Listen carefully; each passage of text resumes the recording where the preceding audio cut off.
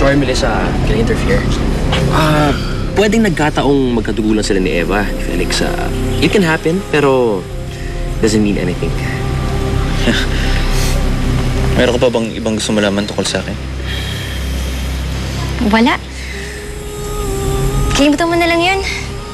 Alam ko naman mabuting tao ka eh. Ilang beses mo na yun ang patunayan sa amin ni Eva. O sige na, ayos na kayo. Baka malate pa kayo sa appointment niyo. Bye-bye. Bye-bye.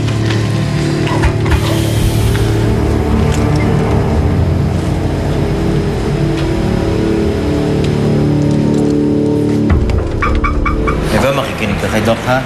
Be a good girl. Papa. Daddy, magsi-CR lang po ako, ha? Oh, sige. Diyan yata yung CR. O, yan yan.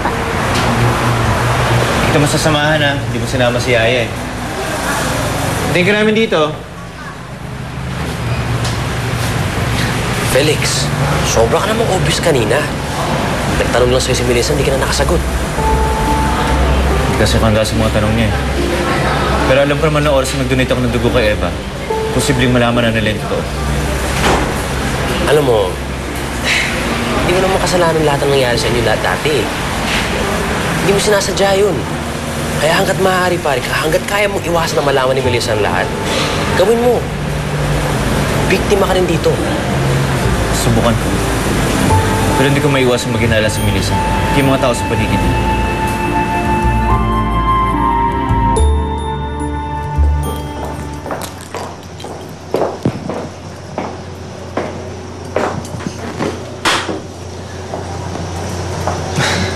Mas bagay sa'yo walang makeup.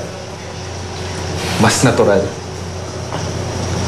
Siguro, ang ganda mo pag nakatuwalya lang. Bagong ligo.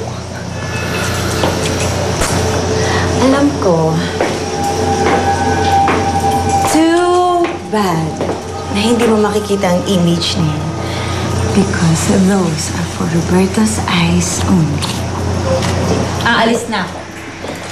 Next time na darating ako dito, sana hindi na mukhang binagyo tong bahay ko.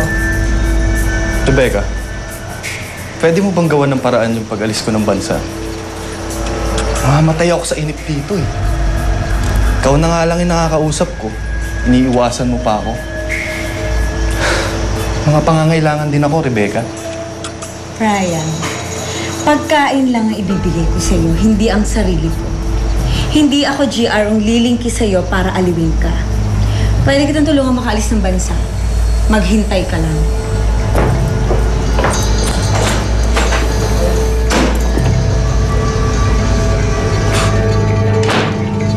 Wala na namang magawa.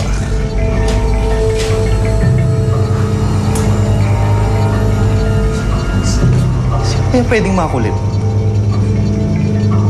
Uy, alam ko na.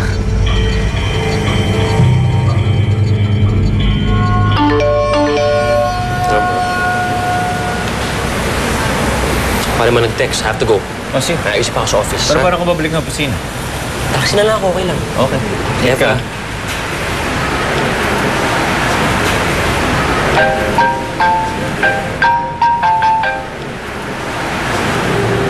Hello? Sino to? Hindi mo na ba ako maalala, Felix? Ryan? Nasaan ka? Sa tabi-tabi. Meron tumulong sa akin makatakas sa kulungan. Mas mayaman sa'yo. Sino? Huwag mo nang alamin. Kamusta na kayo ni Melissa? Kwentuhan mo naman ako. Brian, di ko kailangan makapag-usap sa'yo. Mas mabuti pang umalis ka na ng bansa para matahimik na tayo. Please, huwag ka na magpapakita sa akin. Daddy, sino po yung kausap niyo?